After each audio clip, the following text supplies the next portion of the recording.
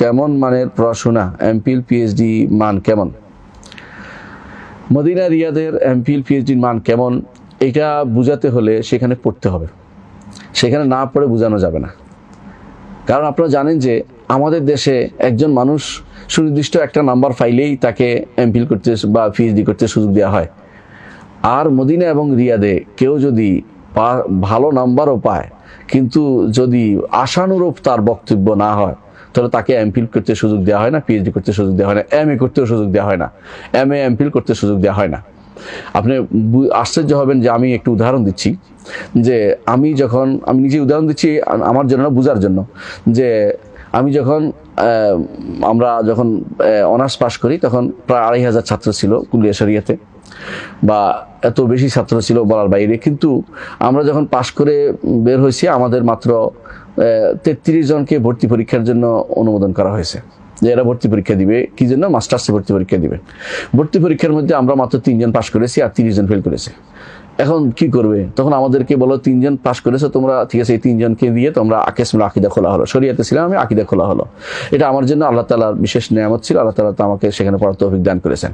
সেখানে আমরা মাস্টার্স করার জন্য ওস্তাদের কাছে যেতেছে, ওস্তাদরা লিখে দিতে হয়েছে যে তার কাছে এই যোগ্যতা আছে, তারপরে তারা গ্রহণ করেছে। এর আগ পর্যন্ত পাশ করার পরও গ্রহণ করে নাই, যে দায়িত্ব নিয়ে কথা বলতে পারবে, সে লিখতে পারবে, তার এই ক্ষমতা আছে। তারপরে শুধুমাত্র ওস্তাদের লেখার ভিত্তিতে শুধুমাত্র মাস্টার্স দেওয়া হচ্ছে। ওস্তাদরা সবাই লিখতে হবে, তারপর মাস্টার্সের পড়ার সুযোগ দেওয়া হবে। মাস্টার্সে পড়ার সুযোগ পড়া মাস্টার্স আমরা কমপ্লিট করলাম।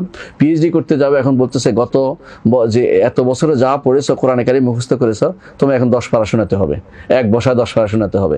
তারপরে 1 বছর শোনানোর পরে তখন পিএইচডিতে চান্স দেওয়া হয়েছে, এবং তখনও লিখে দিতে হয়েছে যে এবার পাশ করতে হবে, একটা পরীক্ষা হবে, কম্প্রিহেন্সিভ পরীক্ষা হবে, এই পরীক্ষায় তোমাকে পাশ করতে হবে, এই 20টা কিতাব আছে, এই 20টা কিতাবের মধ্যে তোমার পরীক্ষা হবে। এই 20টা কিতাব পড়ে তারপর তোমাকে মৌখিক পরীক্ষা নেওয়া হবে, লিখিত পরীক্ষা নেওয়া হবে, তারপর তোমার পরীক্ষা পাশ করার পরে তারপরে তোমাকে পিএইচডি ডিগ্রি জন্য, পিএইচডি করার জন্য যোগ্য বলে বিবেচিত হবে। এইভাবে একজন মানুষকে পরীক্ষা করে, একটা ছাত্রকে পরীক্ষা করে তারপর তাকে এমফিল পিএইচডির জন্য যোগ্য ঘোষণা করা হয়। যে কোনো মানুষই ইচ্ছা করলেই যে আমার একটা নম্বর পেয়েছি, আমি এখন দরখাস্ত করব, আমাকে সুযোগ দেওয়া হবে, এটা কিন্তু করা হয় না। এটা বাংলাদেশের প্রেক্ষাপটে বসে অনেকে হয়তো বুঝতে চাইবেন না।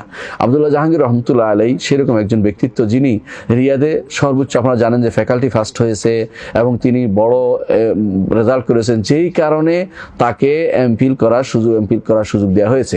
এবং সেখানে এমফিল করার পরে পিএইচডি করার সুযোগ অনেকেই পায়নি, তার বন্ধুদের মধ্যে অনেকেই সুযোগ পায়নি, কিন্তু তিনি পেয়েছেন।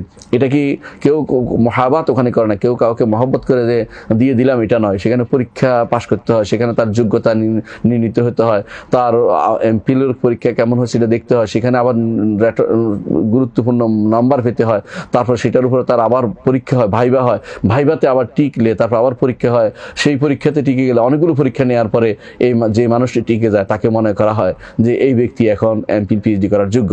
এবং তার এই গ্রন্থ, আমাদের দেশে এমফিল পিএইচডির ভাইবা কিভাবে হয়, আমাদের দেশে এমফিল ভাইবা দুর্ভাগ্যবশত এটা অত্যন্ত বদ্ধ করে হয়।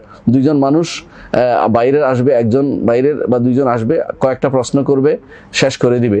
এইটা আমাদের মদিনা বা রিয়াদের এরকম সিস্টেম নেই। উন্মুক্ত মজলিসে হবে, উন্মুক্ত, অনেকের হাজার হাজার ছাত্র থাকতে পারবে। সে 3 জন বসবে, একজন ছাত্র বসবে, তারপরে তার সুপারভাইজার বসবে, সাথে 2 জন ডিসকাশনকারী বসবে। এরা ডিসকাশন করবে, জিজ্ঞাসা করবে প্রত্যেকটি পৃষ্ঠা থেকে এটা কেন হলো, এটা কেন হলো জিজ্ঞাসা করবে, উন্মুক্ত করবে। সে হয় সম্মানিত হবে না অসম্মানিত হবে, সেই কারণে তটস্থ থাকতে হয় যে কোন শব্দটা গ্রহণযোগ্য, কোন শব্দ গ্রহণযোগ্য নয়। এই জন্য একটা শব্দ পর্যন্ত সেখানে পরীক্ষা করা হয়। এই জন্য এগুলো এত মানসম্মত হয় যে তখন এই মজলিসে অপেক্ষা করে বিভিন্ন ছাপাখানার লোকেরা বসে থাকে, যে যেটা বেশি মানসম্মত হচ্ছে সেখান থেকে তারা কোট করে নেয় যে এটা আমরা ছাপাই ফেলবো, এটা ছাপাবো এবং এটাকে আমরা সর্ব জায়গায় প্রসার করব।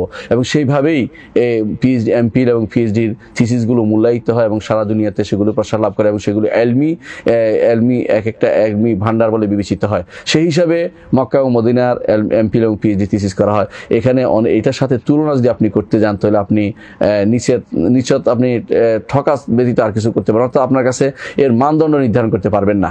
অনেক এমফিল পিএইচডি আমাদের দেশে বা বিভিন্ন দেশে হচ্ছে যেগুলো আসলে কোনো মানসম্মত হয় না, কিন্তু আলহামদুলিল্লাহ মক্কা, মদিনা এবং রিয়াদের এই 3টি ইউনিভার্সিটি সমস্ত এমফিল থিসিস হয়, সেগুলোকে মানসম্মত করার জন্যই তারা বসে থাকেন। এবং যদি কেউ এক ভুল ধরার জন্যই বসেন, ওরা ভুল ধরা পেলে তাকে শেষ পর্যন্ত, আমাদের দেশে তো ডিগ্রি দেওয়া হয়, ওখানে না ডিগ্রির মান আছে, আবার কিরকম মান আছে, কখনো কখনো তাকে কোনো রকম ডিগ্রি দেওয়া হয়, কখনো কখনো ডিগ্রি দেওয়া হয় না, বলতে তাকে ডিগ্রি দেওয়া হলো না, সময় দেওয়া হলো আবার লেখো। ডিগ্রি দেওয়া হয় না, কখনো ডিগ্রি দেওয়া হয় বলে আবার লেখার জন্য সময় দেওয়া হলো।